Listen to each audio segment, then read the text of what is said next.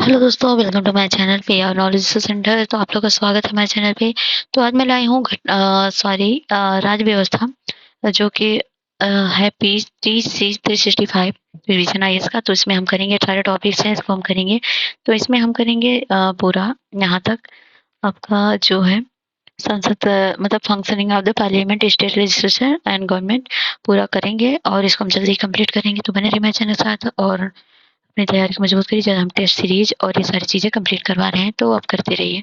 तो चलिए स्टार्ट करते हैं हम अपना 365 राज्य व्यवस्था। लेकिन स्टार्ट करने पहले हम अपने चैनल को लाइक से सब्सक्राइब जरूर करिएगा। तो आज हम करेंगे राज्य व्यवस्था, जो अप्रैल 2023 से दिसंबर 2023 तक का है। और इसमें जो टॉपिक्स हैं वो हैं, पहला है संविधान से संबंधित issues related to constitution, basic structure doctrine.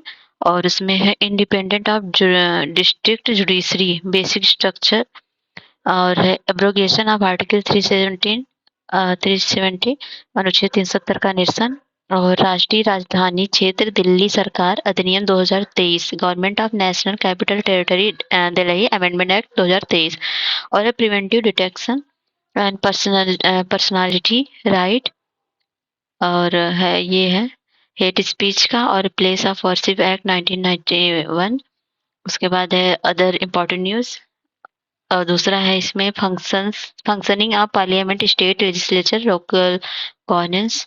फिर है सेंटर स्टेट रिलेशन, जिसमें रोल ऑफ गवर्नर है, कोऑपरेटिव फेडरलिज्म है, inter state border dispute, inter state water dispute. And यहाँ तक हम करेंगे आज, ठीक है, अंतर्राज्यीय जल विवाद तक। तो चलिए हम अपना स्टार्ट करते हैं टॉपिक। तो ये है पहला इशू रिलेटेड टू कॉन्स्टिट्यूशन, संविधान से संबंधित मुद्दे। तो पहला मुद्दा ये था बेसिक स्ट्रक्चर ऑफ डॉक्ट्रिन, क्योंकि जो केशवानंद भारती निर्णय था 1973 का, इसको 50 वर्ष कंप्लीट हो चुके थे। और गौरतलब है कि इस वाद में जुड़े निर्णय में सुप्रीम कोर्ट द्वारा मूल ढांचे के सिद्धांत को प्रतिपादित किया गया था। तो इसमें ही बेसिक स्ट्रक्चर की बात की गई थी। केशवानंद भारती वाद के बारे में हम जानेंगे। तो यह वाद जो था केरल सरकार के विरुद्ध दायर की याचिका संबंधित था। और केरल भूमि सुधार अधिनियम 1963 के तहत केरल सरकार द्वारा जमींदारों और मठों के पास मौजूदा भूमि का अधिग्रहण करने का निर्णय लिया गया था। राज्य सरकार के इस निर्णय को केशवानंद भारती बनाम केरल राज्यवाद में चुनौती दी गई। और इस याचिका में राज्य सरकार पर भारतीय संविधान के अनुच्छेद 25, 26 और 31 निहित मूल अधिकारों के अतिक्रमण का आरोप लगाया गया। इसमें बताइएगा आप क्या क्या है। इस बात की सुनवाई 13 न्यायाधीशों की एक पीठ, मतलब सबसे बड़ी जो बेंच बैठी थी वो 13 न्यायालयों की केशवानंद भारती केस में ही बैठी थी। ये सुप्रीम कोर्ट में गठित अब तक की सबसे बड़ी पीठ है। इस बात से जुड़े कुछ मुख्य प्रावधान थे, जैसे कि मूल ढांचे के सिद्धांत को प्रतिपादित किया गया और सुप्रीम कोर्ट ने अपने निर्णय में 24वें संविधान संशोधन की वैधता को बरकरार रखा। साथ ही यह निर्णय दिया कि संसद को संविधान के किसी भी या सभी प्रावधानों में संशोधन करने की शक्ति प्राप्त है, बशर्ते संशोधन द्वारा संविधान की मूलभूत विशेषताओं या मूल सिद्धांतों में परिवर्तन, उनकी क्षति अथवा लोप नहीं होना चाहिए। इससे पहले गोलकनाथवाद 1967 में सुप्रीम कोर्ट ने निर्णय दिया था कि 368 के तहत संसद की संविधान में संशोधन करने की शक्ति क्या है, असीमित नहीं है, मतलब सीमित है। कोर्ट ने यह भी कहा था कि संविधान के तहत गारंटीकृत मूल अधिकारों को संविधान में संशोधन द्वारा निरस्त या सीमित नहीं किया जा सकता, मतलब हमारे फंडामेंटल राइट को निरस्त या खत्म नहीं किया जा सकता। और जुडिशियल रिव्यू की शक्ति ने, कोर्ट ने निर्णय दिया कि न्यायिक समीक्षा की शक्ति संविधान के मूल ढांचे का एक अभिन्न अंग है। और निर्णय क्या हुआ था कि सुप्रीम कोर्ट ने न्यायिक समीक्षा की अपनी शक्ति को कम करने वाले हिस्से को छोड़कर, मतलब 25 और 29 संविधान संशोधन के अन्य भाग की वैधता को बनाए रखा। और साथ ही यह भी कहा कि उद्देशिका, जो प्रियम्बल है, संविधान का एक भाग है और इसमें संशोधन किया जा सकता है। और इसमें मूल ढांचे के सिद्धांत के बारे में और बातें ये हैं कि संविधान में कुछ ऐसी मूलभूत विशेषताएं विद्यमान हैं जिन्हें संविधान संशोधन के माध्यम से संसद द्वारा संशोधित या निरस्त नहीं किया जा सकता। तो भारत के संविधान में कहीं भी मूल ढांचा पद का उल्लेख नहीं किया गया है। और मूल ढांचे के सिद्धांत के महत्व क्या है कि संसद की शक्ति उचित रूप से नियंत्रित करता है और यह सुनिश्चित करता है कि संविधान एक जीवन दस्तावेज बना रहे और अपने मूलभूत मूल्यों सिद्धांतों को संरक्षित करते हुए यह समय के साथ बदलती परिस्थिति के अनुरूप कार्य करता रहे। इसके तहत कानून का शासन, शक्तियों का पृथक्करण जैसे कई सिद्धांतों को मूल ढांचे में शामिल किया गया। यह भारत में संवैधानिक कानून का आधार बन गए। यह सुनिश्चित करता है कि संविधान का संघीय ढांचा कमजोर न हो। यह संविधान की व्याख्या करते समय भारतीय न्यायपालिका के दृष्टिकोण को दिशा देने में महत्वपूर्ण भूमिका निभाता है। तो कुछ और सिद्धांत जो वर्तमान मूल ढांचे के भाग हैं, जैसे भारत की संप्रभुता है, नागरिकों की जो पर्सनल लिबर्टी है और सिक्योरिटी है, कि स्वतंत्रता की सुरक्षा और कल्याणकारी राज्य का निर्माण है, संविधान की सर्वोच्चता है, गणतांत्रिक और लोकतांत्रिक सरकार है और संविधान का पंथ निरपेक्ष और संघीय स्वरूप, विधायिका, कार्यपालिका, न्यायपालिका के बीच शक्तियों का पृथक्करण, राष्ट्र की एकता, अखंडता, न्यायिक समीक्षा का अधिकार, मौलिक अधिकारों और राज्य की नीति निर्देशक तत्वों के बीच सामंजस्य संतुलित करना। तो ये सारी चीजें हैं। तो यहाँ हम बेसिक स्ट्रक्चर को देखेंगे, इसमें जो कार्यक्रम कैसे कैसे शुरू हुआ था। तो पहला आया था मामला AK गोपालम वाद 1950 का, फिर शंकरी प्रसाद 1951 का। ये जो है स्टेट एग्जाम में क्रोनोलॉजी में पूछता है कि कौन से ईयर में कौन सा हुआ था। तो ये है जो है गोपालम वाद 1950 का था, शंकरी प्रसाद 1951 का था और सज्जन सिंह वाद जो था ये था 1967 का। तो चलिए यहाँ तीनों में देखेंगे हम। AK गोपालम वाद में और शंकरी प्रसाद में, सज्जन सिंह वाद में बात की गई थी कि संसद मूल अधिकारों सहित संविधान संशोधन किसी भी भाग में संशोधन कर सकती है, इसमें ये बात कही गई तीनों में। और इसके बाद आया था गोलकनाथ वाद, जिसमें बात किया गया था कि अनुच्छेद 368 संसद को संविधान संशोधन की शक्ति प्रदान करने की है, नहीं करे मतलब प्रदान नहीं की है, मतलब अनुच्छेद 368 के संसद को संशोधन की शक्ति प्रदान नहीं की है और संसद द्वारा मूल अधिकारों में संशोधन नहीं किया जा सकता। ये कौन कहा था? गोलकनाथ वाद में। फिर आया था 1971 का, जिसमें नागरिकों को मौलिक अधिकार सीमित है कहा गया और संसद संविधान के किसी भी भाग में संशोधन कर सकती है, ये बात थी जो। फिर आया था, इसमें क्या था, संविधान संशोधन अनुच्छेद 13 के अधीन विधि नहीं है, इसलिए संसद संविधान किसी भाग में संशोधन कर सकती है, जो कि 24वें संविधान संशोधन अधिनियम द्वारा ये बात कही गई थी। और 25वें संविधान संशोधन अधिनियम में क्या था, धारा 2 के तहत उचित मुआवजे के साथ संपत्ति के मूल अधिकार में कटौती की जा सकती है, मतलब की गई। और धारा 3 के तहत नीति निर्देशक तत्वों को मूल अधिकारों पर प्राथमिकता प्रदान की गई। अनुच्छेद 39B और 39C के लिए न्यायिक समीक्षा की शक्ति को समाप्त किया गया। तो ये रहा केशवानंद भारती केस का। ये है independence of district judiciary basic structure high court का, जिसमें जिला एवं सत्र न्यायालय है। तो इसमें सिविल दीवानी मामले आते हैं, अधीनस्थ न्यायालय, सोनसिप कोर्ट।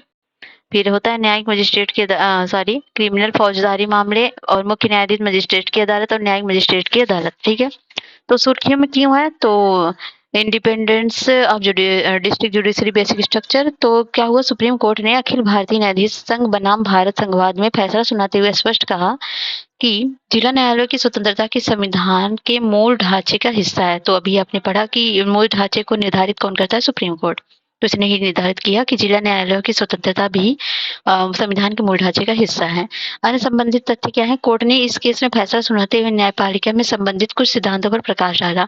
इनमें शामिल है कि जिला न्यायालय, हाई कोर्ट और सुप्रीम कोर्ट के बीच वेतन, पेंशन तथा अन्य सेवा शर्तों के मामले में देश भर में एक रूपता बनाए रखी जानी चाहिए। जैसे शक्तियों के पृथक्करण की बात करें तो न्यायपालिका के पदाधिकारियों को विधायिका, कार्यपालिका के कर्मचारियों से अलग माना जाना चाहिए। पदनाम और सेवा शर्तों में एक रूपता।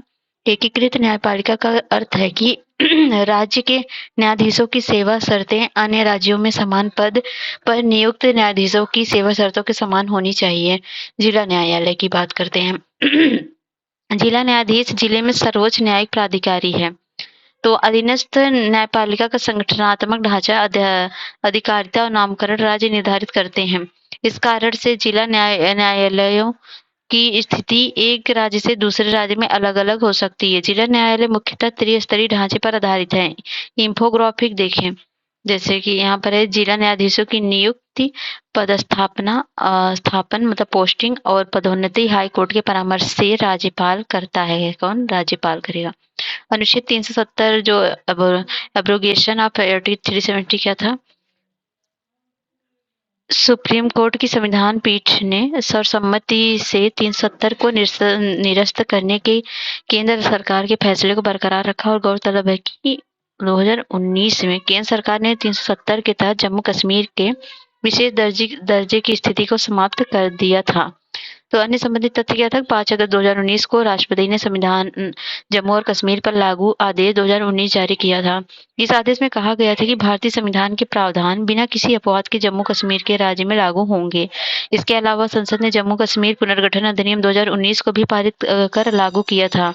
इसके तहत जम्मू कश्मीर राज्य को निम्नलिखित में 2 केंद्र शासित प्रदेशों में विभाजित कर दिया गया, जम्मू कश्मीर और लद्दाख में। याचिकाकर्ता ने संघ की इस कार्रवाई की संवैधानिकता को सुप्रीम कोर्ट में चुनौती दी गई थी, तो उसी पे फैसला आया था। तो सुप्रीम कोर्ट ने अगस्त 2019 में जारी राष्ट्रपति की घोषणा को बरकरार रखते हुए कहा कि 1947 में जम्मू कश्मीर के भारत में विलय के बाद उसकी स्वयं की कोई संप्रभुता नहीं रह गई थी। सुप्रीम कोर्ट ने कहा कि अनुच्छेद 370 संविधान में एक अस्थायी और संक्रमणकालीन प्रावधान था। कोर्ट ने कहा कि संसद किसी भी राज्य से उसका कोई राज्य क्षेत्र अलग करके उसे केंद्र शासित प्रदेश बना सकती है। संसद कानून द्वारा किसी भी राज्य से किसी क्षेत्र को अलग करके या 2 से अधिक राज्यों या राज्य के हिस्सों को आपस में मिलाकर या किसी भी राज्य क्षेत्र को किसी भी राज्य के एक हिस्से से मिलाकर एक नया राज्य बना सकती है। संविधान के अनुच्छेद 3 स्पष्टीकरण 1 के अनुसार अनुच्छेद 3A में प्रयुक्त शब्द राज्य में केंद्र शासित प्रदेश भी शामिल हैं। सुप्रीम कोर्ट ने इस बम्बई मामले पर दिए गए फैसले को भी दोहराया, जिसमें कहा गया था कि राज्य में आपातकाल या राष्ट्रपति शासन के दौरान राष्ट्रपति की कार्रवाई न्यायिक समीक्षा के दायरे में आती है।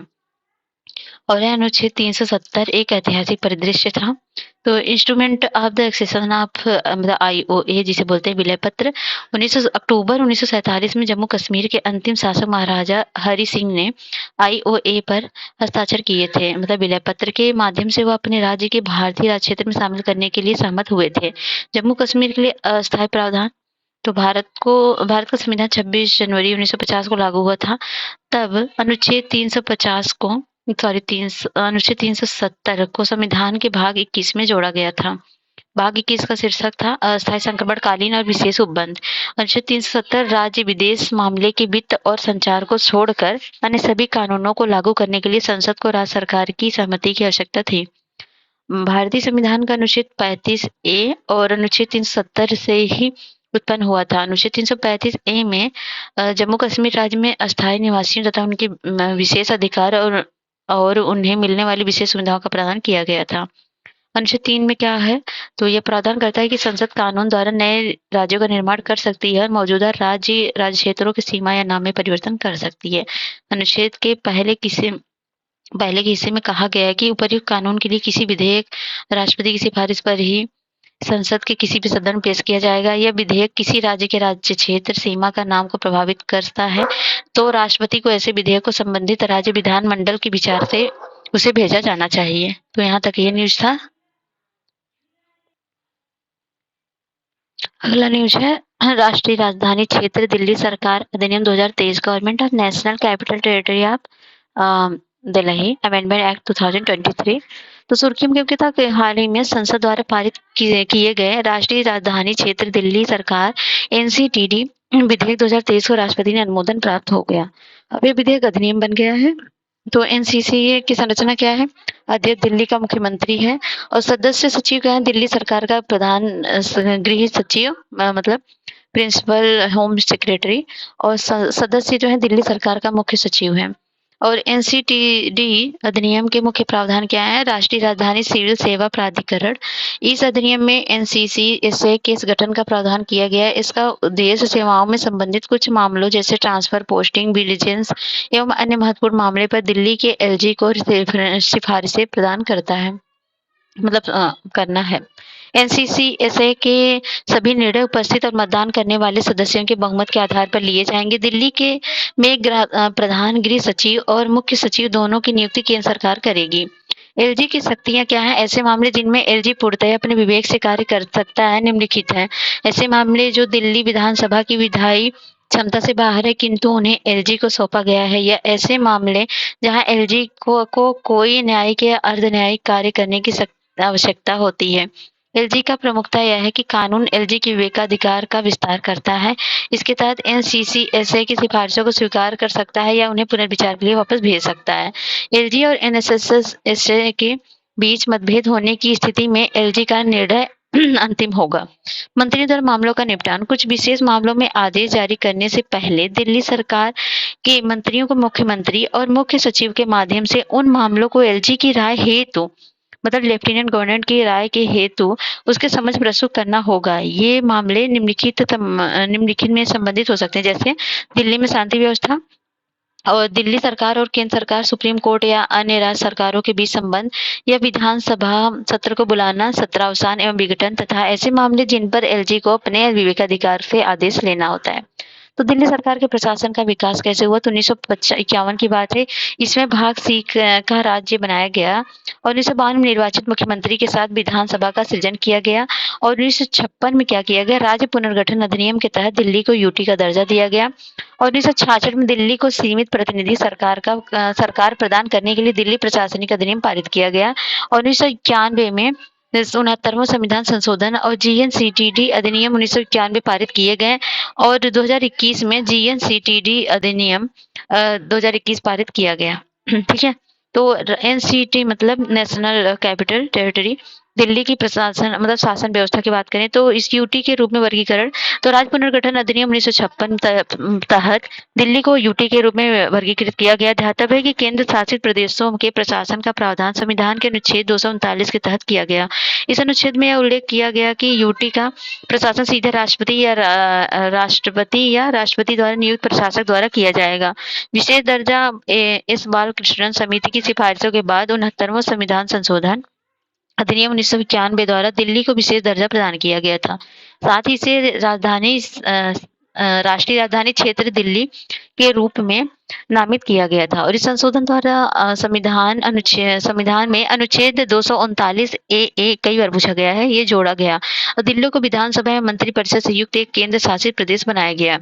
उपराज्यपाल मतलब लेफ्टिनेंट गवर्नर को दिल्ली के प्रशासक के रूप में नामित किया गया। यह दिल्ली सरकार की मंत्रिपरिषद की सहायता और परामर्श के कार्य करता है।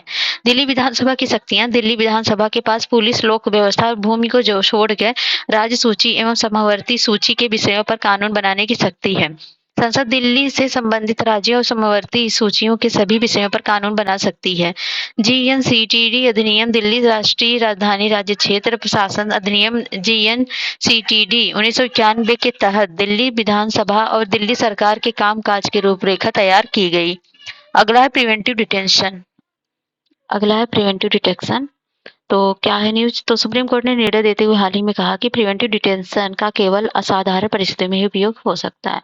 तो प्रिवेंटिव डिटेंशन क्या है, तो अपराध करने से पहले किसी ऐसे व्यक्ति को हिरासत में ले लेना जो कानून और व्यवस्था के समझ खतरा उत्पन्न कर सकता है। ऐसे व्यक्ति अभी तक कोई अपराध सिद्ध नहीं हुआ है, लेकिन प्राधिकारियों को लगता है कि वह ऐसा कर सकता है।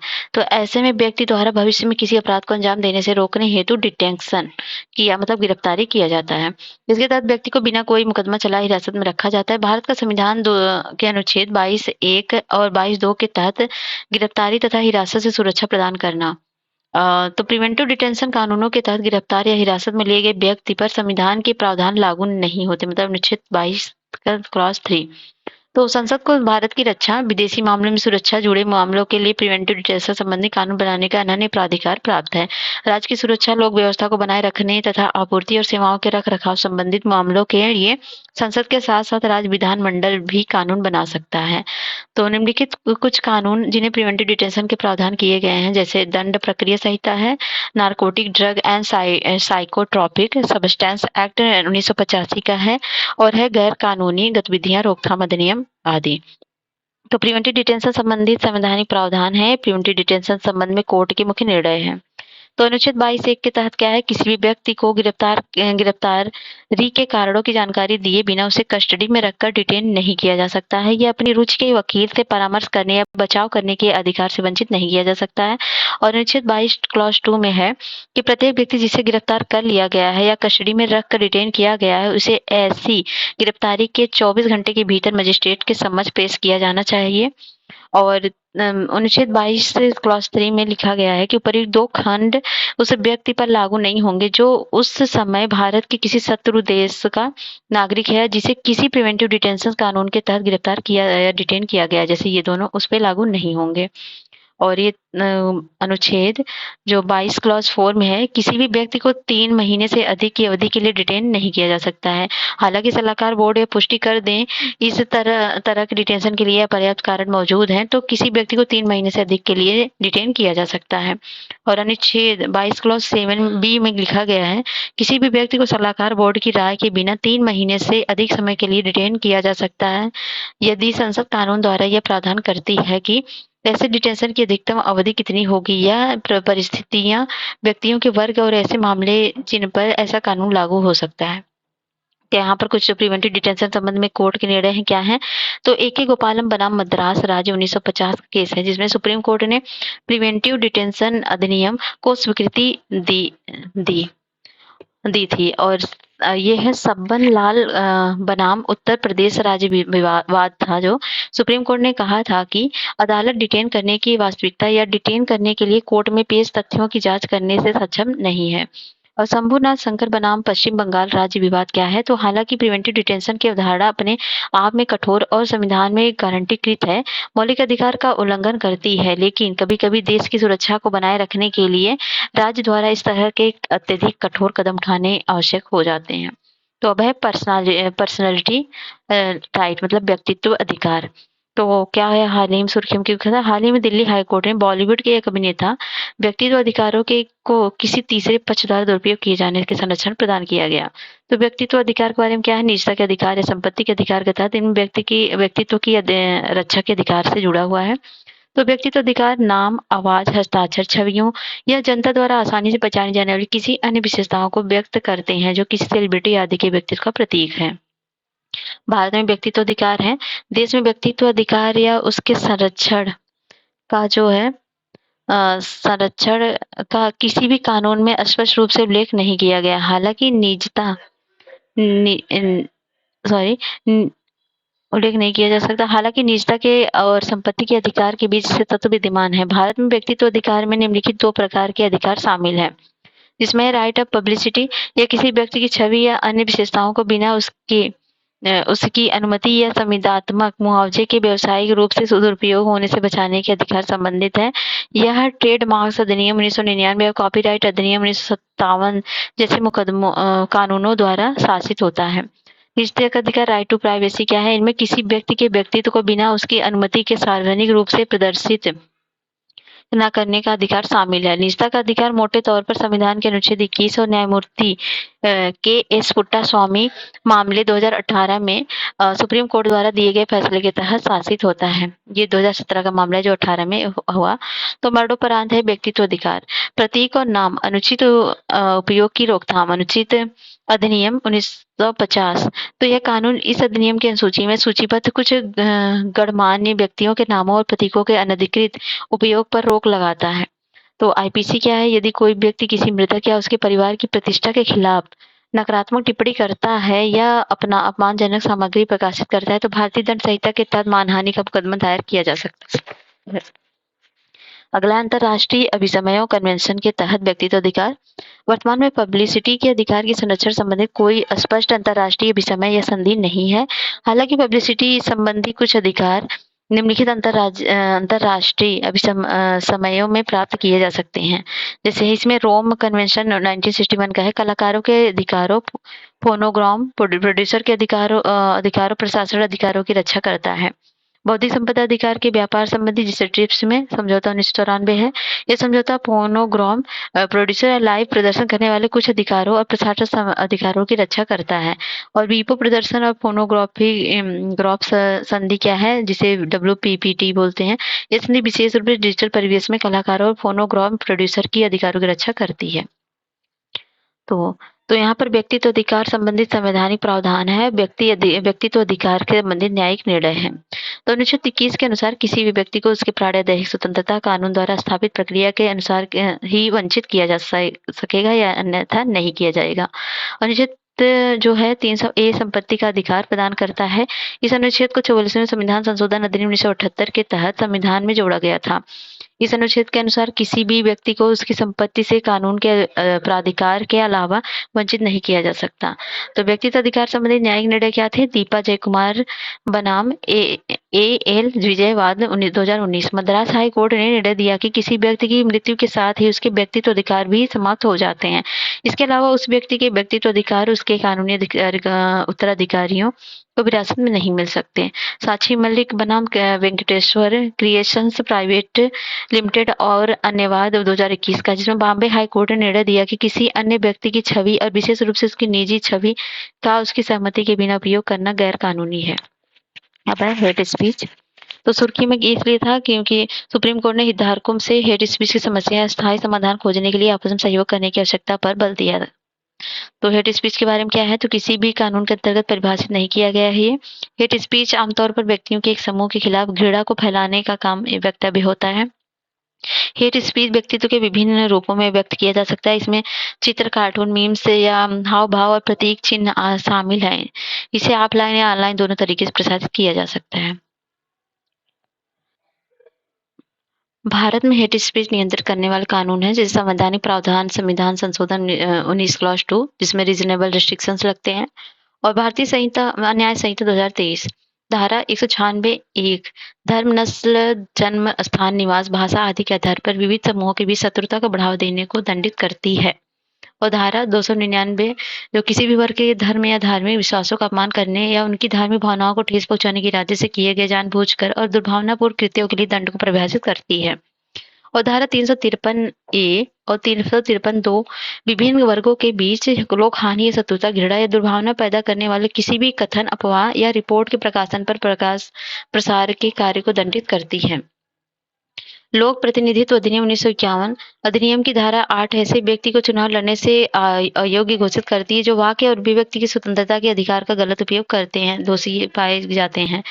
तो धारा 123 क्लॉज 3(a) और धारा 125 निर्वाचन के संबंध में धर्म, मूल, वंश, जाति, समुदाय या भाषा के आधार पर शत्रुता फैलाने वाले गतिविधियों को एक भ्रष्ट चुनावी आचरण मानती है। साथ ही इन गतिविधियों को प्रतिबंधित भी करती है, जिसमें नागरिक अधिकार संरक्षण अधिनियम 1955 है। धारा 7 के तहत कहे गए या लिखे गए शब्दों के माध्यम से या संकेतों या तस्वीरों तथा अनन्य अस्पृश्यता को उकसाने और उसे बढ़ावा देने के विरुद्ध दंड या प्रावधान करती है। धार्मिक संस्था अधिनियम 1988। तो धारा 3G धार्मिक संस्थाओं या उनके प्रबंधनों को विविध धार्मिक समूहों के बीच वैमनस्य या नफरत को बढ़ावा देने के लिए धार्मिक परिसरों का उपयोग करने से रोकती है। हेट स्पीच संबंधित न्यायिक निर्णय। प्रवासी भलाई संगठन बनाम भारत संघवाद 2014 सुप्रीम कोर्ट ने हेट स्पीच के नकारात्मक प्रभावों या संज्ञान लेते हुए मामले की गहन जांच के लिए इसे विधि आयोग को सौंप दिया था। श्रेया सिंघल बनाम भारत संघवाद 2015, जिसमें सुप्रीम कोर्ट ने निर्णय दिया कि अनुच्छेद 19 क्लॉज 2 के अंतर्गत वाक एवं अभिव्यक्ति की स्वतंत्रता या उचित प्रतिबंध केवल तभी लगाया जा सकता है जब यह हिंसा सार्वजनिक अव्यवस्था का कारण बनती है। अमीश देवगन बनाम भारत संघवाद 2020 का है, जिसमें इस वाद में सुप्रीम कोर्ट ने माना कि फ्री स्पीच जिसे स्वतंत्र अभिव्यक्ति के और हेट स्पीच के बीच अंतर करना महत्वपूर्ण है। साथ ही कोर्ट ने फ्री स्पीच के प्रतिस्पर्धी हितों को संतुलित करने तथा घृणा और सांप्रदायिक असमंजस्य को प्रसार को रोकने की आवश्यकता को रेखांकित किया। और इसमें है उपासना स्थल अधिनियम 1991 प्लेस ऑफ वर्शिप एक्ट 1991। तो इसमें हाल ही में सुप्रीम कोर्ट ने उपासना स्थल अधिनियम के तहत विवादित धार्मिक स्थलों से संबंधित मामलों की सुनवाई करने या अन्य अदालतों को रोकने का आदेश नहीं दे सकता है। उपासना स्थल के 1991 के बारे में अगर जाने तो यह अधिनियम घोषित करता है कि किसी भी उपासना स्थल का धार्मिक चरित्र वही रहेगा जो 15 अगस्त 1947 को था। इसमें कहा गया कि कोई भी व्यक्ति किसी भी धार्मिक संप्रदाय के उपासना स्थल को किसी भी अलग संप्रदाय या उसके किसी दूसरे वर्ग में परिवर्तित नहीं करेगा। यह अधिनियम राज्य पर प्रत्येक उपासना स्थल के धार्मिक चरित्र को बनाए रखने, जैसा कि स्वतंत्रता के समय मौजूद था, सकारात्मक दायित्व भी डालता है। यह घोषणा करता है कि उपासना स्थल के स्वरूप को परिवर्तित करने के संबंध में सभी मुकदमे, अपील या कोई अन्य कार्रवाई जो 15 अगस्त 1947 को किसी भी अदालत या प्राधिकरण के समक्ष लंबित है, कानून लागू होने की समाप्त हो जाएंगे। इस अधिनियम के अपवाद हैं। अयोध्या विवादित स्थल को इस अधिनियम में छूट दी गई थी। इसके अलावा यह अधिनियम प्राचीन स्मारक या पुरातात्विक स्थल और शेष अधिनियम 1958 के अंतर्गत आने वाले स्मारकों पर पुरातात्विक स्थलों पर लागू नहीं होता है। कोई भी विवाद जिसका अंतिम रूप से निपटारा या निस्तारण हो गया हो, ये मामले भी इसमें शामिल नहीं है जो इसके निकट निपट चुके हैं या सुलझ गए हैं। ऐसे किसी स्थल को कोई रूपांतरण जिसे पूर्व रजामंदी के लिए किया गया हो या भी अधिनियम के दायरे में नहीं आएगा। जुर्माना अधिनियम की धारा 6 इसके प्रावधानों का उल्लंघन करने पर जुर्माने के साथ अधिकतम 3 साल की कैद की सजा प्रावधान किया गया है। तो अदर इम्पोर्टेंट न्यूज भी है, जैसे संविधान की 8वीं अनुसूची में, जिसमें उड़ीसा के मंत्रिमंडल के संविधान की 8वीं अनुसूची में कुछ भाषा को शामिल करने के प्रस्ताव को मंजूरी दे दी है। भारतीय संविधान की 8वीं अनुसूची, इसमें देश की आधिकारिक भाषाओं को सूचीबद्ध किया गया, जिसमें वर्तमान में कितनी भाषाएं हैं? 22। और शुरुआत में इसमें 14 भाषाएं थी, और हिंदी भाषा को 1967 में, और कोंकणी, मणिपुरी और नेपाली को 1992 में 71वें संविधान संशोधन अधिनियम में इसे सूची में शामिल किया गया था। साथ ही 2003 में 92 संविधान संशोधन के माध्यम से इसमें संथाली, डोगरी, मैथिली, बोडो भाषाओं को जोड़ा गया था। अगला है संविधान की 9वीं अनुसूची, तो इसे प्रथम संविधान संशोधन 1951 द्वारा संविधान में शामिल किया गया था। इसके लिए संविधान के अनुच्छेद 31B को जोड़ा गया था। 9वीं अनुसूची में शामिल केंद्रीय और राज्य कानूनों को मौलिक अधिकारों के उल्लंघन के आधार पर अदालतों में चुनौती नहीं दी जा सकती। हालांकि सुप्रीम कोर्ट ने आई.आर. कोहेलो बनाम तमिलनाडु राज्य 2007 मामले में फैसला सुनाया कि 24 अप्रैल 1973 के बाद इस अनुसूची में शामिल किए गए कानूनों की न्यायिक समीक्षा की जा सकती है। इस प्रकार के कानूनों को न्यायालय के समक्ष चुनौती दी जा सकती है, लेकिन यदि वे संविधान के अनुच्छेद 14, 19 और 21 के तहत गारंटीकृत मूल अधिकारों या संविधान के मूल ढांचे का उल्लंघन करते हैं। और है चुप रहने का right to silence. Supreme Court ने स्पष्ट किया कि सभी आरोपियों को चुप रहने का अधिकार है और जांचकर्ता उन्हें बोलने या अपराध स्वीकार करने के लिए मजबूर नहीं कर सकते। चुप रहने का अधिकार 20 क्लॉज 3 में निहित है। इस अनुच्छेद के अनुसार किसी को भी अपने खिलाफ साक्षी बनने के लिए मजबूर नहीं किया जा सकता है। हालांकि यह संरक्षण केवल आपराधिक कार्रवाई तक ही सीमित है। जिस व्यक्ति ने इसे सीमा शुल्क अधिनियम 1962 या विदेशी मुद्रा प्रबंधन अधिनियम 1999 के तहत पूछताछ की जा रही हो, उसे यह अधिकार उपलब्ध नहीं है। इसका कारण यह है कि वह व्यक्ति किसी भी अपराध का अभियुक्त नहीं होता है और वह वकील रखने का अधिकारी भी नहीं है। नंदिनी सत्यपथी बनाम पी.एल. दानी मामले में सुप्रीम कोर्ट ने कहा था कि किसी व्यक्ति को पुलिस स्टेशन की सीमा के भीतर किसी सवाल का जवाब देने के लिए मजबूर करना अनुच्छेद 20(3) का उल्लंघन हो सकता है।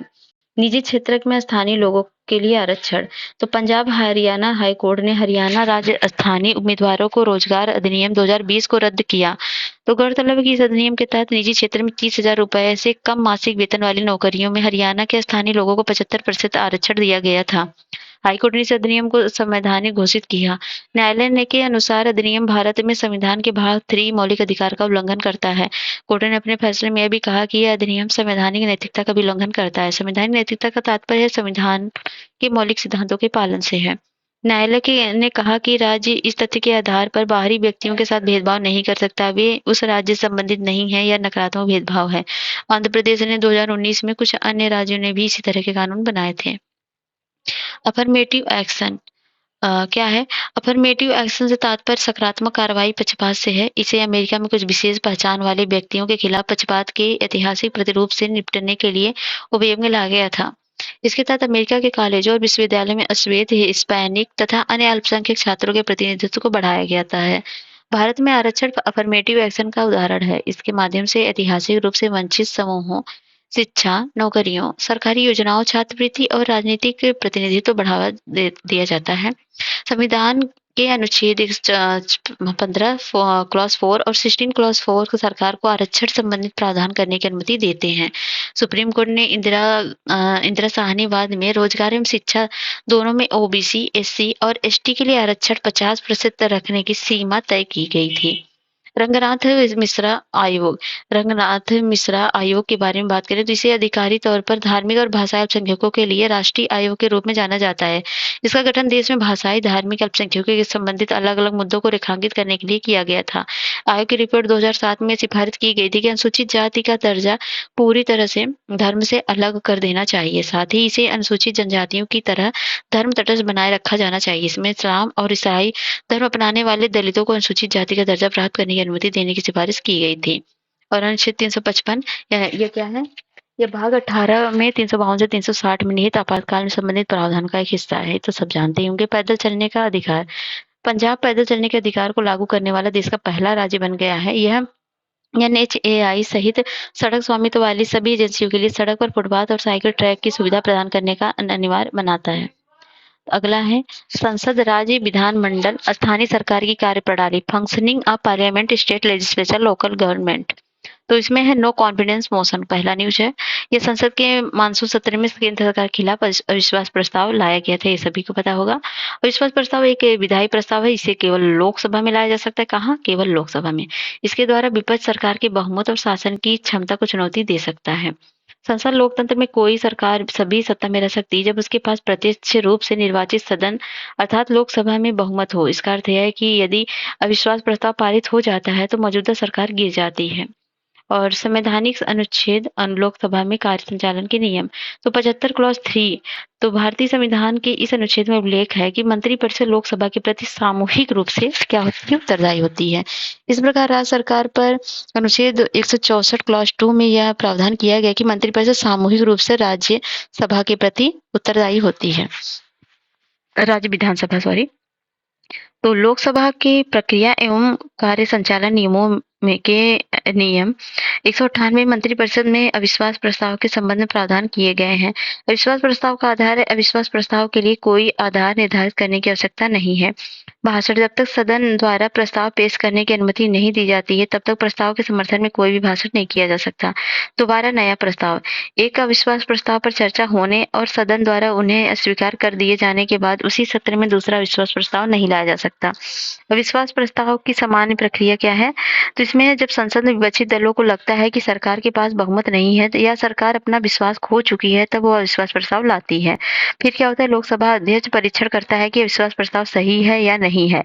उसके बाद नोटिस प्रस्तुत करने वाला सदस्य अविश्वास प्रस्ताव पेश करने के लिए सदन की अनुमति मांगता है।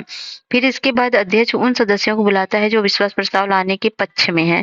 फिर यदि कम से कम 50 सदस्य अविश्वास प्रस्ताव लाने के पक्ष में सहमति व्यक्त करते हैं तो अध्यक्ष इसे सदन में पेश करने की अनुमति देता है। फिर क्या होता है? अध्यक्ष की अनुमति मिलने की तारीख से 10 दिनों के भीतर सदन में अविश्वास प्रस्ताव पर चर्चा की जाती है। मतलब जब अविश्वास प्रस्ताव लाया जाता है उसके 10 दिनों के भीतर की जाती है चर्चा। कानून निर्माताओं के संसदीय विशेषाधिकार, parliamentary privilege of law makers. हाल ही में सुप्रीम कोर्ट ने भारत के मुख्य न्यायाधीश की अध्यक्षता में 7 न्यायाधीशों की एक संविधान पीठ का गठन किया।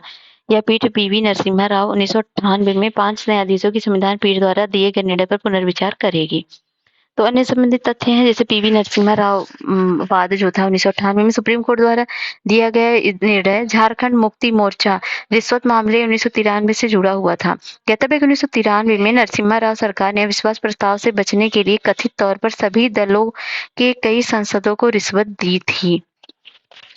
और निर्णय के अनुसार संविधान के अनुच्छेद 105 क्लॉज 2 और 194 क्लॉज 2 के तहत संसद व विधायक को प्राप्त कानूनी अनुमति संसद व विधानमंडल में किसी भी भाषण या मत के लिए रिश्वत के आरोप में आपराधिक मामलों की से भी संरक्षण प्रदान करती है। तो 105 क्लॉज 2 और 194 क्लॉज 2 के तहत तो विशेषाधिकारों के बारे में जाने तो संसदीय विशेषाधिकार विधायिका के सदस्यों को प्राप्त कानूनी प्रतिरक्षा। इनके तहत कानून निर्माताओं को उनके विधायी कर्तव्यों के दौरान किए गए कुछ कृत्यों या दिए गए बयान के लिए सिविल या दंडनीय दायित्वों से सुरक्षा प्रदान की जाती है। यदि कोई व्यक्ति प्राधिकारी किसी सदस्य या सदन के सदस्य संसदीय विशेषाधिकार की उपेक्षा करता है, उसे कमजोर करता है तो उसे विशेषाधिकार का उल्लंघन कहा जाता है। यहाँ यह ध्यान रखना चाहिए कि संसद ने अभी तक सभी विशेषाधिकारों को विस्तृत रूप से संहिताबद्ध करने के लिए कोई विशेष कानून नहीं बनाया है। केवल संसद को ही यह सुनिश्चित करने का अधिकार है कि संसद के विशेषाधिकार को उल्लंघन या सदन की अवमानना हुई है या अथवा नहीं। किसी भी न्यायालय को यह शक्ति नहीं सौंपी गई है। सदन का कोई भी सदस्य सभापति या अध्यक्ष की सहमति में विशेषाधिकार हनन से जुड़ा प्रश्न उठा सकता है। विशेषाधिकार निम्नलिखित स्रोतों पर आधारित है जैसे संवैधानिक प्रावधान, अनुच्छेद 105 संसद के दोनों सदनों और उनके सदस्यों तथा समितियों की शक्तियों और विशेषाधिकार संबंधित है। 194 राज्य विधानमंडलों के सदनों और उनके सदस्यों तथा समितियों की शक्तियां विशेषाधिकार या उन्मुक्तियों की रूपरेखा का प्रावधान करती है। अनुच्छेद 105 क्लॉज 2 में इसमें प्रावधान किया गया है कि कोई भी सांसद संसद के किसी भी सदन के प्राधिकार के तहत प्रकाशित सभी प्रतिवेदन पत्र या कार्यवाही के संबंध में उत्तरदायी नहीं होगा। अनुच्छेद 194 क्लॉज 2 के तहत राज्य के विधानमंडल के सदस्यों के लिए भी समान प्रावधान किए गए हैं। संसद में बोलने की स्वतंत्रता अनुच्छेद 105 2 के अर्थात संसद में या अथवा किसी समिति में संसद के सदस्य द्वारा कही गई किसी बात पर दिए गए किसी मत के संबंध में उसके खिलाफ किसी न्यायालय में कार्रवाई नहीं की जाएगी। यह स्वतंत्रता संविधान के प्रावधानों तथा संसद के नियमों और प्रक्रियाओं के अधीन है, जैसा कि संविधान के अनुच्छेद 118 की में वर्णित है। हालांकि अनुच्छेद 121 सदस्यों को सुप्रीम कोर्ट और हाई कोर्ट के न्यायाधीशों के चरण पर चर्चा करने से रोकता है। 122 इस अनुच्छेद के अनुसार न्यायपालिका प्रक्रिया की कथित अनियमितता के आधार पर संसद की किसी भी कार्यवाही की वैधता की जांच नहीं कर सकती है। तो संसद द्वारा बनाए गए कानून, गिरफ्तारी पर रोक, सिविल प्रक्रिया संहिता 1908 में यह प्रावधान किया गया है कि किसी भी कानून निर्माता को संसद के सत्र के 40 दिन पहले और सत्र के दौरान या सत्र के स्थगन से 40 दिन बाद गिरफ्तार नहीं किया जा सकता है। हालांकि विशेषाधिकार दीवानी मामले तक ही सीमित है। किसी संसद सदस्य को सत्र के दौरान अन्य किसी आपराधिक मामले में कार्रवाई से कोई छूट प्राप्त नहीं है। दोनों सदनों के नियम, प्रक्रिया के नियमों और दृष्टांतों पर आधारित विशेषाधिकार। संसद को किसी भी दंड योग्य आरोप या अपराध के किसी भी सदस्य की गिरफ्तारी, हिरासत और 2 सीधी कारावास और रिहाई के संबंध में तत्काल जानकारी प्राप्त करने का अधिकार है।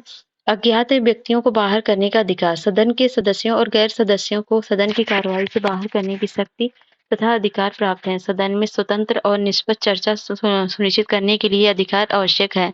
अन्य स्रोत हैं संसदीय परंपराएं या न्यायिक व्याख्याएं। सदन की अवमानना, कॉन्टेम्प्ट ऑफ द हाउस। विशेषाधिकार का उल्लंघन सदन की अवमानना से अलग होता है। इसे ऐसे किसी भी कार्य के रूप में परिभाषित किया गया है जो संसद के किसी सदन के कामकाज में बाधा उत्पन्न करती है या जो ऐसे सदन के किसी भी सदस्य या अधिकारियों के कर्तव्य के निर्वहन में बाधा उत्पन्न करता है या जिसमें प्रत्यक्ष या अप्रत्यक्ष रूप से ऐसे परिणाम उत्पन्न करने की प्रवृत्ति होती है। संसद यह सुनिश्चित करने के लिए एकमात्र प्राधिकारी है कि सदन की अवमानना हुई है या नहीं। किसी भी अदालत को सुनिश्चित करने का अधिकार नहीं दिया गया है। सदन द्वारा किसी दोषी को अवमानना के लिए हिरासत या जेल भेजने की अवधि सदन के सत्र की अवधि तक सीमित होती है। यदि सदन के सदस्य दोषी पाए जाते हैं तो उन्हें सदन से निलंबित किया जा सकता है या उन्हें निष्कासन का सामना करना पड़ सकता है। नेक्स्ट है एक्सपल्सन ऑफ लॉ मेकर्स। तो हाल ही में लोकसभा ने आचार समिति की रिपोर्ट के आधार पर अपने एक सदस्य को अवैध रूप से उपहार एवं परितोषण स्वीकार करने के आरोप में सदन से निष्कासित कर दिया। और अगर बात करें तो एथिक्स कमेटी ऑफ लोकसभा क्या होती है, इसमें अध्यक्ष द्वारा नामांकित 15 सदस्य होते हैं और वे 1 वर्ष के लिए अपने पद पर बने रहते हैं और अध्यक्ष द्वारा संदर्भित किसी सदस्य के अनैतिक आचरण संबंधी शिकायत की जांच करना, सिफारिशें करना और सदस्यों के लिए आचार संहिता बनाना, ये सारे उनके वर्क होते हैं। तो लोकसभा पहली आचार समिति जो है 2000 में और राज्यसभा में 1997 में गठित की गई थी। मतलब पहले राज्यसभा में बनी थी 1997 में, फिर 2000 में बनी थी लोकसभा में। तो अगर बात करें तो भारत में विधि निर्माताओं का निष्कासन, तो भारत में किसी सांसद का निष्कासन संवैधानिक और कानूनी आधार पर हो सकता है। निष्कासन और संवैधानिक आधार क्या होते हैं? संसदीय विशेषाधिकारों उल्लंघन, सदन की अवमानना का दोषी पाए जाने वाले किसी भी सांसद को सदन में निलंबित या निष्कासित किया जा सकता है। प्रत्येक सदन में निष्कासन के प्रस्ताव को पारित करने के लिए साधारण बहुमत की आवश्यकता होती है। निष्कासन के लिए आचार समिति की आगे की भागीदारी हमेशा आवश्यक नहीं होती है। सांसदों के निलंबन निष्कासन का कानूनी आधार क्या होता है? तो सदन की सुचारू कार्रवाई सुनिश्चित करने और व्यवस्था बनाए रखने के लिए पीठासीन अधिकारी जो होता है लोकसभा अध्यक्ष और राज्यसभा सभापति किसी भी सदस्य को सदन से बाहर जाने का आदेश दे सकता है। अत्यधिक कदाचार के मामले में सदन सदस्यता के लिए अयोग्य व्यक्तियों से सदन को मुक्त करने हेतु किसी भी सदस्य को निष्कासित कर सकता है। लोकसभा और राज्यसभा में निलंबन संबंधित प्रक्रिया तथा कार्य संचालन के नियम क्या है? लोकसभा के नियम है, राज्यसभा के नियम है। तो लोकसभा में 373 है, 374 है, 374 ए है। 373 के अंतर्गत क्या होता है? यदि कोई लोकसभा का अध्यक्ष या लगता है कि किसी सदस्य का व्यवहार अव्यवस्थापूर्ण है तो वह सदस्य को तत्काल सदन से बाहर जाने के लिए निर्देश दे सकता है। वह सदस्य उन दिनों की शेष बैठकों के समय सदन में अनुपस्थित रहेगा। और नियम 374 है कि अध्यक्ष जरूरी समझते हुए उस सदस्य का नाम ले सकते हैं जो अध्यक्ष के प्राधिकार की उपेक्षा कर रहा है और जानबूझकर सदन के कार्य में बाधा उत्पन्न कर रहा है। इस तरह नाम लिए जाने पर अध्यक्ष उस सदस्य को सदन के शेष काल तक सदन से निलंबित रखने के लिए एक प्रस्ताव प्रस्तुत करेगा। इसके साथ वह सदस्य तुरंत सदन से बाहर चला जाएगा। और नियम 374 ए में क्या है? यदि कोई सदस्य लोकसभा की कार्यवाही में बाधा डालता है, जानबूझकर सभा के नियमों का उल्लंघन करता है, तो लोकसभा अध्यक्ष द्वारा उसका नाम लिए जाने पर वह लोकसभा की 5 बैठकों या सत्र की शेष अवधि के लिए स्वतः निलंबित हो जाता है। राज्यसभा में नियम।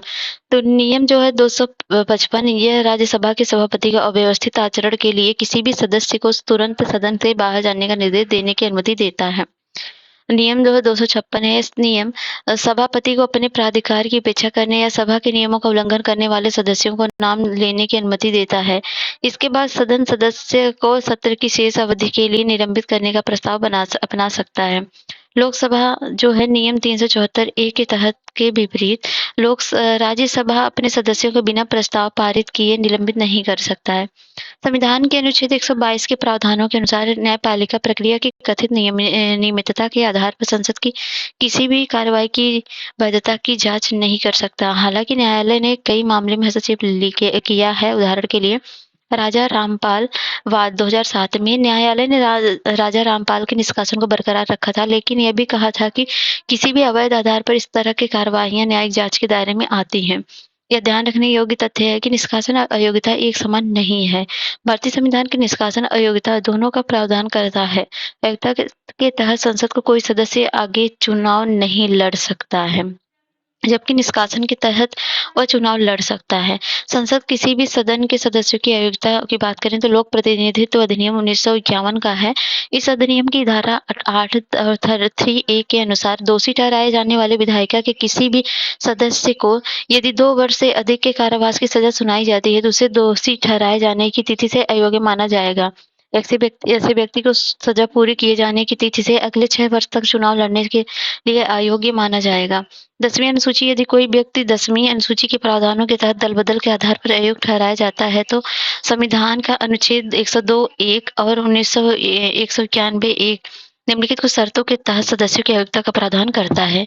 यदि यह केंद्र तथा राज्य सरकार के अधीन कोई लाभ का पद धारण करता है, यदि वह मानसिक रूप से विकृत है और अदालत द्वारा ऐसा घोषित किया गया है, यदि वह अनोन्मोचित दिवालिया है, यदि वह भारत का नागरिक नहीं है या उसने स्वेच्छा से किसी अन्य देश की नागरिकता हासिल कर ली है, किसी अन्य देश के प्रति निष्ठावान है तथा यदि वह संसद द्वारा बनाए गए किसी कानून के तहत अयोग्य घोषित किया गया है।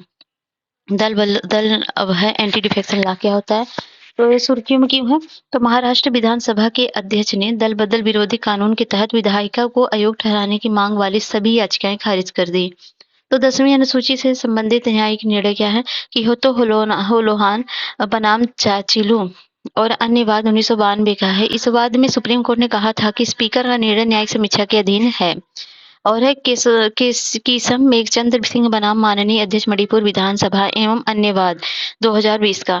इस वाद में सुप्रीम कोर्ट ने कहा था कि 10वीं अनुसूची के तहत अयोग्यता संबंधी याचिकाओं पर अध्यक्ष द्वारा 3 महीने के भीतर निर्णय लिया जाना चाहिए। सुप्रीम कोर्ट ने अपनी राजनीतिक निष्ठाओं के तहत विधानसभा अध्यक्षों की ओर से किए जाने पक्षपातपूर्ण व्यवहार के मुद्दे पर भी गौर किया है। साथ ही वह 10वीं अनुसूची के तहत मामलों का फैसला करने के लिए एक अस्थायी अधिकरण का भी सुझाव दिया है।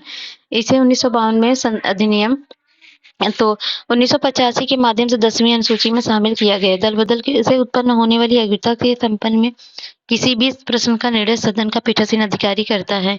अयोग्यता के आधार पर निम्नलिखित आधार पर सदस्यता समाप्त हो जाती है। यदि कोई सदस्य स्वेच्छा से अपने दल की सदस्यता छोड़ देता है, सदन में अपनी राजनीतिक दल द्वारा जारी किसी निर्देश के विपरीत और दल की पूर्व अनुमति प्राप्त किए बिना मतदान करता है या मतदान से में अनुपस्थित रहता है, इस तरह के कृत्य को उस दल द्वारा 15 दिनों के भीतर माफ नहीं किया जाता। यदि कोई निर्दलीय सदस्य चुनाव के बाद किसी राजनीतिक दल में शामिल हो जाता है तो वह अयोग्य हो जाता है। कोई मनोनीत सदस्य यदि सीट ग्रहण करने की तारीख से 6 महीने की समाप्ति के बाद किसी राजनीतिक दल में शामिल हो जाता है तो वह अयोग्य घोषित हो जाता है। दल बदल कानून के अपवाद। दल बदल कानून किसी राजनीतिक दल को किसी अन्य दल में या उसके साथ विलय करने की अनुमति देते हैं, बशर्ते कि उसके कम से कम 2/3 विधायक विलय के पक्ष में हो। यदि कोई व्यक्ति लोकसभा अध्यक्ष या राज्यसभा के सभापति के रूप में चुना चाहता है तो अपने दल से इस्तीफा दे सकता है। पद छोड़ने के बाद वो फिर से उस दल में शामिल हो सकता है। वर्तमान में पीठासीन अधिकारियों के एक दल बदल विरोधी मामले पर निर्णय लेने की समय सीमा निर्धारित करने वाला कोई कानून मौजूद नहीं है। व्हिप क्या होता है? तो दल बदल विरोधी कानून का नियम 2 दल के सदस्यों को दल के व्हिप और नीतियों का पालन करने के दायरे में रखता है। संसद की भाषा में व्हिप का तात्पर्य है दल के सदस्यों के एक निश्चित निर्देश का पालन करने के लिए जारी लिखित आदेश और एक तरह के निर्देश जारी करने के लिए दल के अधिकृत सदस्य को भी व्हिप या सचेतक कहा जाता है।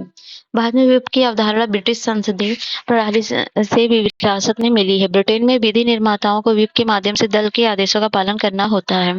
राष्ट्रपति एवं राज्यपाल की अध्यादेश जारी करने की शक्ति क्या है? सुर्खियों में है। यह एक हालिया विश्लेषण से पता चलता है कि 2019 के बाद से राष्ट्रपति द्वारा जारी किए जाने वाले अध्यादेशों की संख्या में गिरावट आई है। 2022 में कोई अध्यादेश जारी नहीं किया गया। पिछले 59 सालों में पहली बार ऐसा हुआ है। राष्ट्रपति और राज्यपाल की अध्यादेश जारी करने की शक्ति जब केंद्र या राज्य सरकारें विधायिका की स्वीकृति के बिना कोई कानून बनाती है तो उसे अध्यादेश कहा जाता है। संसद या राज्य विधानमंडल के दोनों सदनों में से किसी एक के सत्र जहां केवल विधानसभा का सत्र में नहीं होने पर अध्यादेश जारी किया जा सकता है। दूसरे शब्दों में अध्यादेश एक अस्थायी प्रावधान है, तब जारी किया जा सकता है जब संसद सत्र में नहीं होती है। अध्यादेश के संदर्भ में महत्वपूर्ण न्यायिक निर्णय तो आरसी कूपर बनाम भारत संघवाद 1970। इस वाद में शीर्ष अदालत ने कहा था कि राष्ट्रपति के फैसले को इस आधार पर चुनौती दी जा सकती है कि तत्काल कार्रवाई की आवश्यकता नहीं है। साथ ही अगर अध्यादेश को मुख्य रूप से विधायिका में बहस और चर्चा से बचने के लिए पारित किया गया है तो उसे चुनौती दी जा सकती है। देसी माधव बनाम बिहार राज्यवाद 1987। इस वाद में न्यायालय कहा था कि अध्यादेश जारी करने के लिए कार्यपालिका की विधायी शक्ति का उपयोग केवल असाधारण परिस्थितियों में ही किया जाना चाहिए। इसका विधायिका की कानून बनाने की शक्ति के विकल्प के रूप में प्रयोग नहीं किया जाना चाहिए। कृष्ण कुमार सिंह बनाम बिहार राज्यवाद 1994 का है। इस वाद में न्यायालय ने माना कि अध्यादेश जारी करते समय 123 के तहत अनुच्छेद राष्ट्रपति और अनुच्छेद 213 के तहत राज्यपाल की संतुष्टि या शक्ति का दुरुपयोग न्यायिक समीक्षा के अधीन है। अध्यादेश जारी करने के प्रावधान है भारतीय परिषद अधिनियम 1861 और भारत शासन अधिनियम 1909 और भारत का शासन अधिनियम 1935 में भी था। संविधान ने अनुच्छेद 123 और 213 में अध्यादेश संबंधी उपबंध किए हैं। जो अनुच्छेद 123 राष्ट्रपति और राज्यपाल को शक्ति प्रदान करता है अध्यादेश की। अध्यादेश जो है शक्ति और प्रभाव विधायिका द्वारा पारित कानूनों के समान ही होता है। यह अस्थायी प्रकृति का होता है और सदन के अगले सत्र के शुरू होने की तिथि से 6 माह तक ही वैध रहता है। और इसमें है राष्ट्रपति तो इस हाँ यदि दोनों सदन अलग-अलग स्थितियों पर अपने सत्र शुरू करते हैं तो उन तिथियों से बाद की तिथि को प्रभावी माना जाएगा।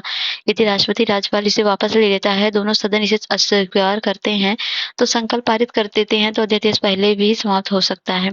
राज्य विधायिका के मामले में इसे अस्वीकार करने वाला संकल्प विधानसभा द्वारा पारित किया जाता है। विधान परिषद है तो द्वारा सहमति व्यक्त की जाती है। अध्यादेश केवल उन्हीं मामलों पर जारी किया जा सकता है जिन पर संसद या विधानमंडल को कानून बनाने का अधिकार है। साथ ही इन अध्यादेशों की भी वही संवैधानिक सीमाएं हैं जो संसद विधानमंडल द्वारा बनाए गए कानूनों की होती हैं। हालांकि किसी राज्य का राज्यपाल निम्नलिखित मामलों में राष्ट्रपति के निर्देश के बिना अध्यादेश जारी नहीं कर सकता। यदि समान उपबंध वाले विधेयक को राज्य विधानमंडल में प्रस्तुत करने के लिए राष्ट्रपति की पूर्व स्वीकृति आवश्यक है। यदि राज्यपाल समान उपबंधों को वाले विधेयक को राष्ट्रपति के विचार के लिए आरक्षित रखना आवश्यक समझे। यदि समान उपबंधों वाला राज्य विधानमंडल का कोई अधिनियम राष्ट्रपति की सहमति प्राप्त किए बिना अमान्य हो गया हो। अगला है सेक्रेटेरिएट ऑफ द पार्लियामेंट मतलब संसद का सचिवालय। तो ये सुर्खियों की कथा एक्चुअली क्या हुआ था कि भारतीय संसद के गठन के 75 वर्ष पूरे हो चुके और इस दौरान संसदीय सचिवालय 2 सदनों जैसे आप जानते हैं लोकसभा और राज्यसभा की प्रक्रियाओं में परंपराओं और विधायी ज्ञान का संरक्षण रहा है। तो अनुच्छेद 98 क्या है? संसद के प्रत्येक सदन का अलग सचिवालय स्टाफ होगा। तो संसद कानून द्वारा संसद के प्रत्येक सदन के सचिवालय कर्मचारी की भर्ती और नियुक्ति तथा उनकी सेवा की शर्तों को विनियमित कर सकती है। हालांकि अभी तक ऐसा कोई कानून पारित नहीं किया गया है। यदि अनुच्छेद संसद के दोनों सदनों के लिए समिति पदों के सृजन की भी अनुमति देता है। 187 अनुच्छेद की बात करें तो इस अनुच्छेद के तहत राज्य विधानमंडलों के सचिवालयों के लिए 98 समान ही प्रावधान किए गए हैं। राज्यसभा और लोकसभा 1952 में अस्तित्व में आई थी। हालांकि लोकसभा के सचिवालयों को संसदीय सचिवालय भी कहा जाता रहा है। इसके विपरीत राज्यसभा के लिए राज्य परिषद सचिवालय नामक एक नई सचिवालय का निर्माण किया गया था। सचिवालय के कार्य है संसद के दोनों सदनों को प्रभावी कामकाज के लिए सचिवालय सहायता उपलब्ध कराना, वेतन एवं अन्य भत्तों का भुगतान, विभिन्न संसदीय समितियों को सचिवालय सेवाएं प्रदान करना और महासचिव का काम होता है पीठासीन अधिकारियों को सहायता और सलाह देना और अनुसंधान और संदर्भ सामग्री तैयार करना तथा अलग अलग डॉक्यूमेंट प्रकाशित करना, सदनों की प्रतिदिन की कार्रवाइयों को रिकॉर्ड तैयार करना और उन्हें प्रकाशित करना। तो राज्यसभा को लोकसभा 1952 में अस्तित्व में आई थी। तो हालांकि लोकसभा के सचिवालय को संसदीय सचिवालय भी कहा जाता रहा है। इसके विपरीत राज्यसभा के लिए राज्य परिषद सचिवालय नामक एक नए सचिवालय का निर्माण किया गया था। वर्ष 1954 में दोनों सचिवालयों का नाम बदलकर क्रमशः राज्यसभा सचिवालय और लोकसभा सचिवालय कर दिया गया था। दोनों सदनों के सचिवालयों को कार्यात्मक आधार पर 10 सेवाओं में वर्गीकृत किया गया है। इन 10 सेवाओं में विधायी, कार्यकारी और प्रशासनिक सेवाएं, शब्दतः रिपोर्टिंग सेवाएं आदि शामिल हैं। लोकसभा अध्यक्ष और राज्यसभा सभापति अपने-अपने सचिवालय में नए पद सृजित करते हैं। हालांकि श्रेणी 1 और श्रेणी 2 पदों के लिए केंद्रीय वित्त मंत्रालय के साथ पूर्व परामर्श करना अनिवार्य है। दोनों सदनों के महासचिव का पद भारत सरकार के कैबिनेट सचिव के समकक्ष है। हालांकि वरीयता सूची में कैबिनेट सचिव को 11वें स्थान पर रखा गया था और जबकि लोकसभा और राज्यसभा के महासचिवों को 23वें स्थान पर रखा गया है। सचिवालय की संरचना की बात करें तो लोकसभा का सचिवालय और राज्यसभा सचिवालय। तो लोकसभा का अध्यक्ष, लोकसभा का सचिवालय जो होता है लोकसभा अध्यक्ष के मार्गदर्शन और नियंत्रण में कार्य करता है। प्रशासनिक प्रमुख या लोकसभा महासचिव और भर्ती और सेवा शर्तें, तो ये लोकसभा सचिवालय भर्ती और सेवा की शर्तें नियम 1955 द्वारा शासित होती है। इन नियमों को राष्ट्रपति ने लोकसभा अध्यक्ष के परामर्श से प्रख्यापित किया था। और है राज्यसभा सचिवालय, राज्यसभा सभापति, राज्यसभा सचिवालय सभापति के प्रशासनिक नियंत्रण में कार्य करता है। प्रशासनिक प्रमुख होता है महासचिव। और भर्ती और सेवा की शर्तें, ये राज्यसभा सचिवालय भर्ती और सेवा की शर्तें नियम 1957 शासित होती है और इन नियमों को राष्ट्रपति के राज्यसभा सभापति के परामर्श से प्रख्यापित करता है। अगला है डेमोक्रेटिक डिसेंट्रलाइजेशन इन इंडिया।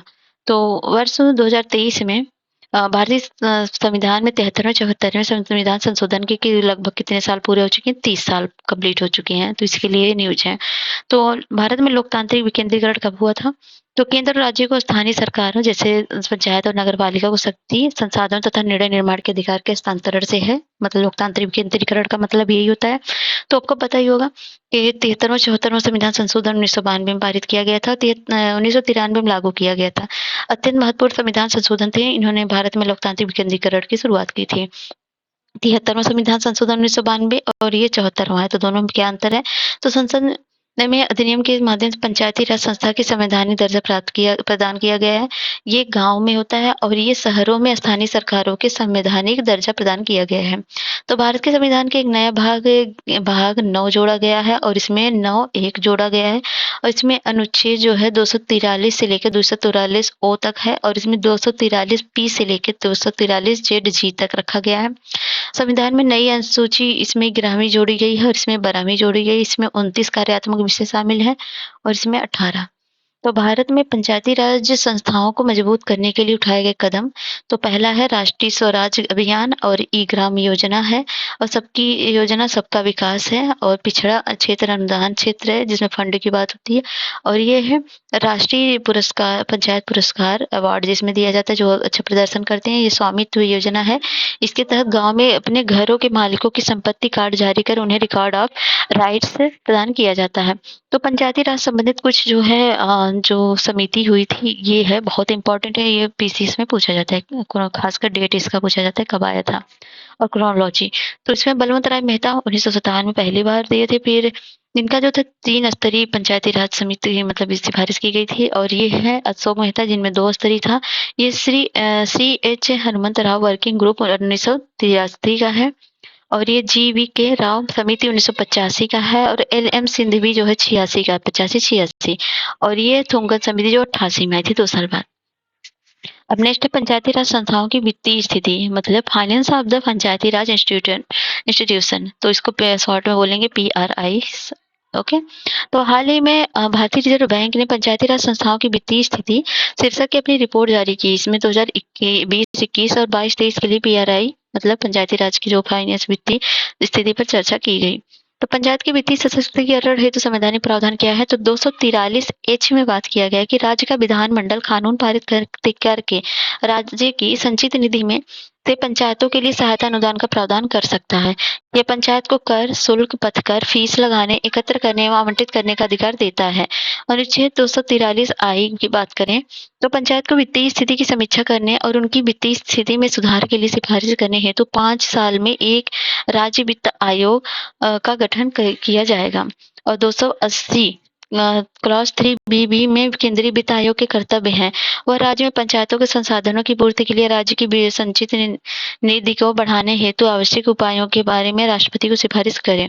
तो पीआरआई के वित्त के स्रोत क्या है? तो राज्य के आंतरिक स्वयं के स्रोत, कर राजस्व, भूमि या भवन अथवा दोनों पर संपत्ति कर, निजी शौचालयों पर कर, प्रकाश कर, पंचायत क्षेत्र में व्यवसाय या वृत्ति करने वाले व्यक्तियों पर कर, गैर राज्य राजस्व कर राजस्व, पंचायत क्षेत्र में विक्रय के लिए बाहर से माल मंगाने वाले व्यक्तियों पर बाजार कर, पंचायत क्षेत्र में पशुओं के विक्रय में पंजीयन पर शुल्क। और है CFC, केंद्रीय वित्त आयोग और राज्य वित्त आयोग से धन अंतरण, शर्तों के तहत दिया गया अनुदान स्वच्छता, शिक्षा आदि जैसे विशिष्ट उद्देश्यों या क्षेत्रों के लिए निर्धारित है। गैर शर्त अनुदान, ये अनुदान विशिष्ट शर्तों या प्रतिबंधों के बिना दिए जाते हैं और इनका उपयोग स्थानीय आवश्यकताओं और प्राथमिकताओं के लिए किया जा सकता है। प्रदर्शन आधारित अनुदान, केंद्रीय वित्त आयोग की सिफारिशों और विशिष्ट प्रदर्शन मानदंडों के आधार पर PRIS को अतिरिक्त धनराशि दी जाती है। विशेष श्रेणी के अनुदान में ये अनुदान अतिरिक्त वित्तीय सहायता के तौर पर दिए जाते हैं और विशेष क्षेत्रों पर संदर्भों में PRI की अनूठी चुनौतियों और विशेष जरूरतों को समाधान करने के लिए दी जाती है। अन्य स्रोत क्या है? मनरेगा, प्रधानमंत्री आवास योजना, संसद आदर्श ग्राम योजना आदि जैसी विभिन्न योजनाओं के तहत केंद्र सरकार और राज्य सरकार के अंतरित निधि, विश्व बैंक आदि जैसे अंतर्राष्ट्रीय निकायों से दिए जाने वाले अनुदान है। तो अगर बात करें capacity building of urban local bodies, तो इसमें क्या हाल ही में सुर्खियों था capability building of urban local bodies का। तो ये आवासन एवं शहरी कार्य मंत्रालय, मिनिस्ट्री ऑफ होम अफेयर्स के सहयोग से शहरी स्थानीय निकायों के क्षमता निर्माण पर एक राष्ट्रीय कार्यशाला का आयोजन है। इसका उद्देश्य पूरे भारत में ULBS जिसे बोलते हैं कि क्षमता के विकास के लिए एकीकृत दृष्टिकोण को बढ़ावा देना है। तो इसमें क्या है, इस कार्यशाला में 3 मुख्य पहलों की शुरुआत की घोषणा की गई, जिसमें था मिनिस्ट्री ऑफ होम अफेयर जो भी, तो इसमें होम अफेयर एंड अर्बन का है कि क्षमताओं को बढ़ाने के लिए वार्षिक क्षमता निर्माण योजना ACPP का शुरुआत हुआ और 6 जो है ULBS के लिए पायलट आधार पर वार्षिक क्षमता निर्माण योजना से मतलब अर्बन का है ये अहमदाबाद, भुवनेश्वर, मैसूर, राजकोट, नागपुर और पुणे। तो है ULBS के लिए क्षमता निर्माण योजना तैयार करने हेतु व्यापक टूलकिट। इसका उद्देश्य है कि ULBS की समृद्धि और विकास में मदद करने के लिए आवश्यक संशोधन उपलब्ध कराना है। तो शहरी स्थानीय निकायों के बारे में जाने तो शहरी निकायों में लघु आकार वाले स्थानीय निकाय होते हैं। ये एक निश्चित या परिभाषित आबादी वाले शहर या कस्बे को प्रशासित या प्रबंधित करते हैं। शहरी शासन संविधान की राज्य सूची की प्रविष्ट संख्या 5 का विषय है। राज्य सूची का विषय होने के कारण जो है इसमें प्रशासनिक ढांचा और कानून अलग-अलग राज्यों में अलग-अलग है। 74वें संविधान संशोधन अधिनियम 1992 के तहत शहरी स्थानीय सरकारों को औपचारिक रूप से सरकार के तीसरे स्तर के रूप में मान्यता दी गई है। 74वें संविधान संशोधन अधिनियम में 3 प्रकार के ULBS के गठन का बात किया गया। नगर पंचायत, जिसमें ग्रामीण क्षेत्र में शहरी क्षेत्र में परिवर्तन हो रहे क्षेत्र के लिए है, और नगर पालिका परिषद, जिसको म्युनिसिपल काउंसिल बोलते हैं, छोटे शहरी क्षेत्रों के लिए है, और म्युनिसिपल कॉर्पोरेशन बड़े शहरी क्षेत्रों के लिए है। तो इसकी बात करें तो कैपेसिटी बिल्डिंग कमीशन CBC क्या है? तो इसका गठन 2021 में राज्य पत्र के प्रकाशित एक अधिसूचना के जरिए किया गया। तो CBC जो है इसे एक स्वतंत्र निकाय के तौर पर गठित किया गया है। आयोग को पूरी तरह से कार्यकारी और वित्तीय स्वायत्तता प्राप्त है। यह राष्ट्रीय सिविल सेवा पर क्षमता और निर्माण कार्यक्रम मिशन कर्मयोगी का प्रमुख घटक है। कार्मिक और प्रशिक्षण विभाग द्वारा आयोग की सदस्यता की जाती है। उद्देश्य क्या है? सहयोगात्मक और साझा नजरिए अपनाते हुए विश्वसनीय एवं समान दृष्टिकोण वाले क्षमता निर्माण को आकार देना।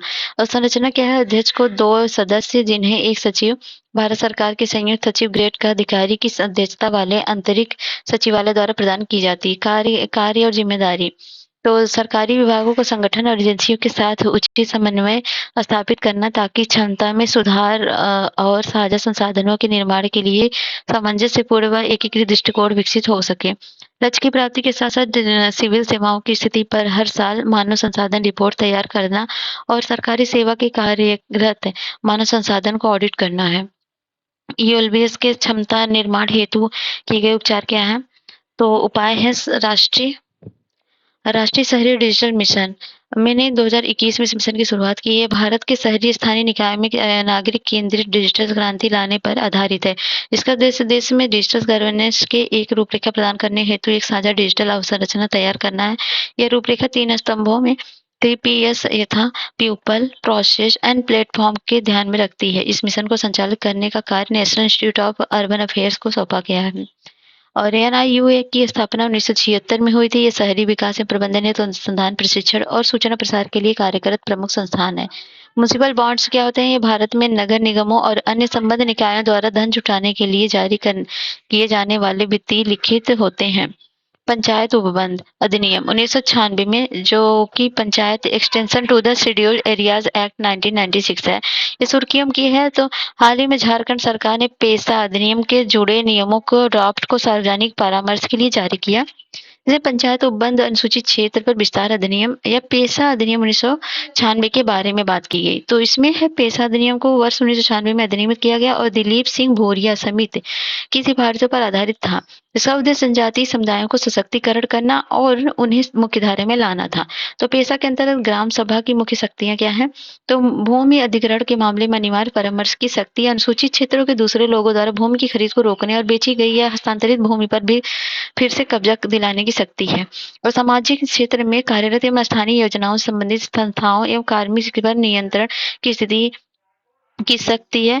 लघु जल निकायों के प्रबंधन और गौड़ वन उपज के स्वामित्व की शक्ति है। शराब की बिक्री खपत को विनियमित और प्रतिबंधित करने और बाजारों के प्रबंधन एवं अनुसूचित जनजातियों के लिए दिए जाने वाले ऋण को नियंत्रित करने की शक्ति है। विकास परियोजना के कारण प्रभावित लोगों के पुनर्वास और पुनर्बहाली तथा गौड़ खनिजों हेतु पूर्वेक्षण, लाइसेंस, खनन पट्टे की पूर्व मंजूरी की शक्ति है।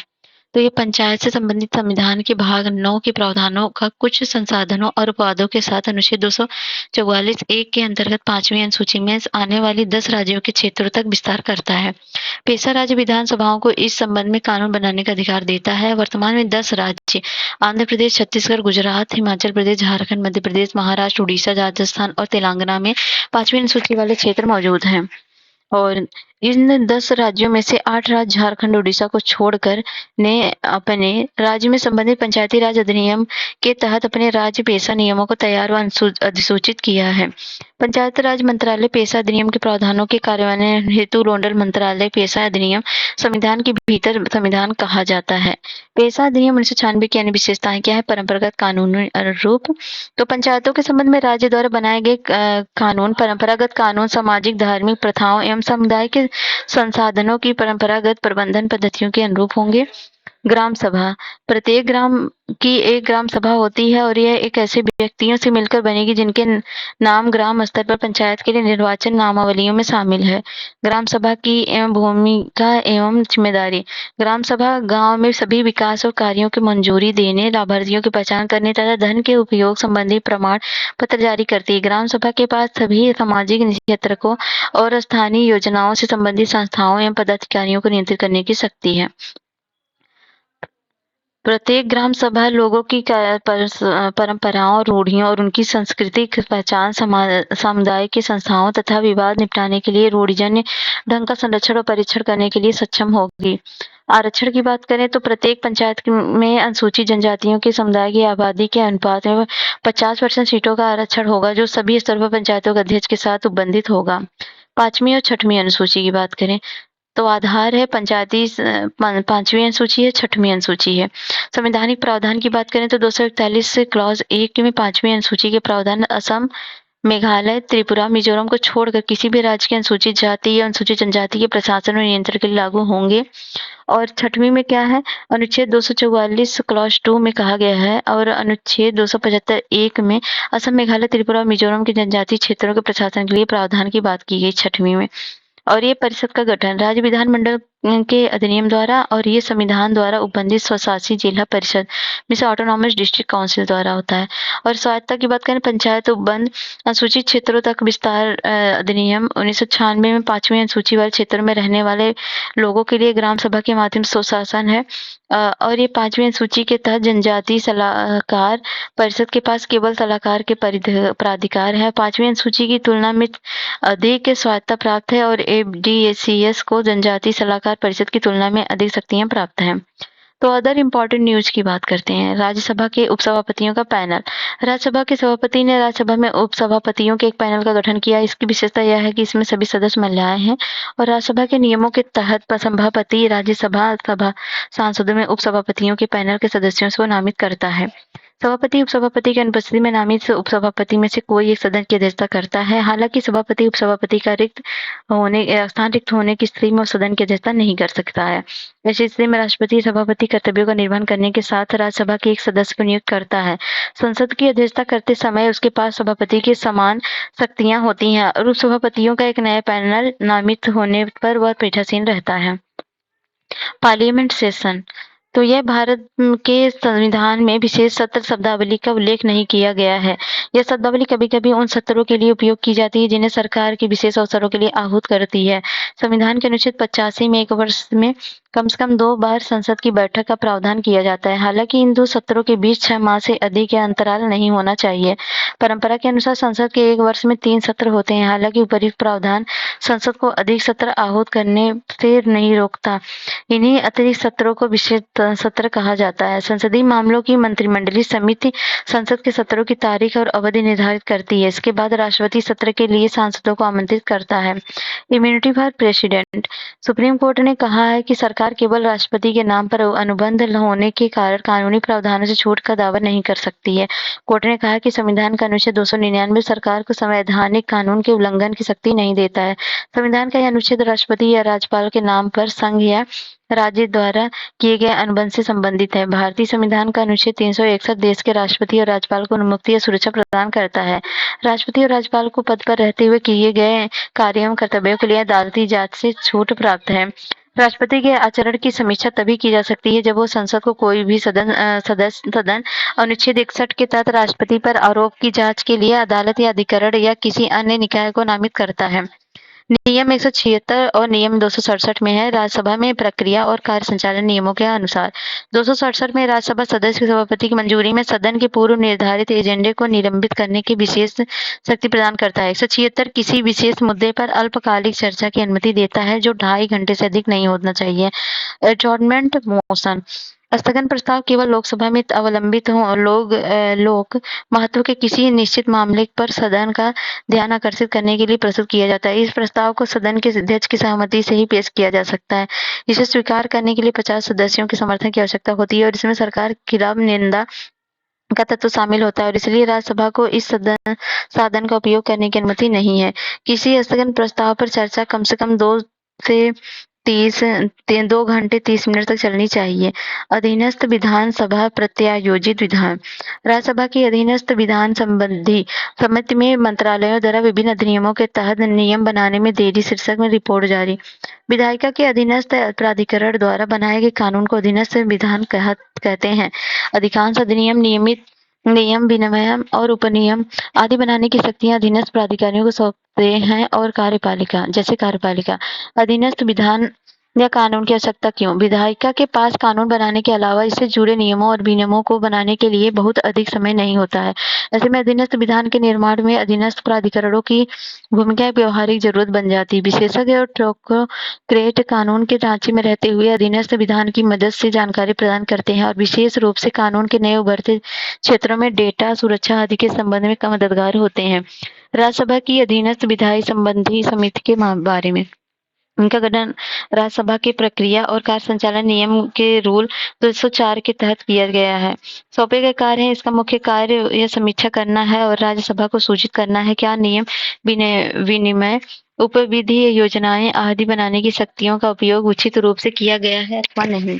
संसद की सुरक्षा में सेंध।